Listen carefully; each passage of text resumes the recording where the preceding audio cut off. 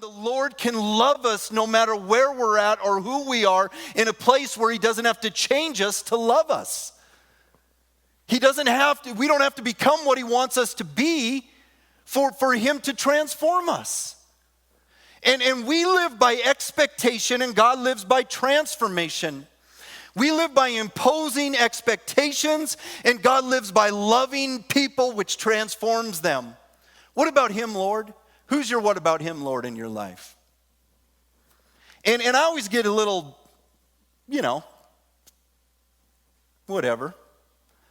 When I allow myself, or I hear other people talking in a way where I'm like, so you become the standard of what it looks like to follow God.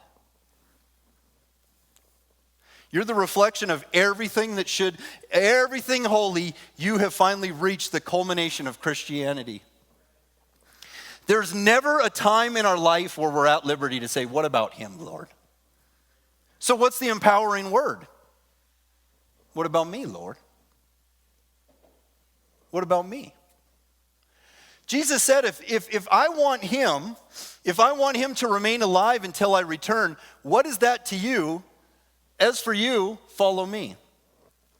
God's working in other people's lives in ways that he never asked your permission for. And God's working in other people's lives where right now, maybe they're just in 3 decades of not hearing. You know what I'm saying? Like, there's people that you are so frustrated with because they're not getting it, but they're only 35 years old. Haven't you seen people that have been 50 years old and say, man, it took me this long to get it? When I see people and I hear their stories, and I've come across a few lately that are in their later 40s like I am, mid to late 40s, where the change began to happen and the beauty began to flow. But if I would have been judging them in their 30s, all they would have got from me was a bunch of condemnation. I want to be able to give people understanding. I want to be able to bathe that situation in prayer, not so it changes other people, but so that it changes me. Because I know when my focus shifts from the Lord to other people, that I'm going to get bitter and I'm going to get resentful and I'm going to start hustling for my own. But it's so not fair to compare, because you don't know how their story is going to play out. The Lord is gracious and he is so long-suffering. There's people that could be stinkers until they're 74 and then become the sweetest person in the world when they find Jesus in their heart. What about him, Lord? If you ask about other people, what about him, Lord? Here's what the Lord would say: just love him like I love you. What about him, Lord? Just trust me with them like you trust you with me. Just trust. Let me be God and you live. How about just focusing on what God has called you to do? How about not worrying about the dresses other people's kids are wearing? Just worry about your kids.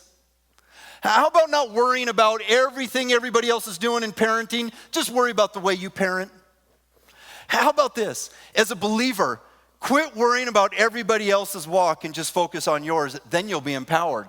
Then you'll start saying things like, I guess I do know how to pray. I guess I can get something out of the Bible. Because once you take that expectation off yourself that you've been placing on yourself because you've been comparing yourself with other people that appear spiritual, you'll now have the freedom to live a real life empowered by the Lord and see that, hey man, I was birthed by a different mother. I was birthed in a different place. I've got different genes. I've got different chemistry. I've got a different history. I've had different things happen to me. I've had different things said to me. I've had different girls break my heart. I've had different guys break my heart. I've had different jobs I've worked. I've had different friends I've had. I've just had a life that isn't the same as that individual, so God was never calling me to compare myself, but he was saying to me, hey, focus on me. Focus on the one who gave you the life, and you can live out in the freedom and the power of that. And there's so much room in his grace and his heart for your failure and your flaws and your weaknesses that you'll be absolutely surprised. But it is so unfair for you to compare yourself with other people, because it's always going to sell you short.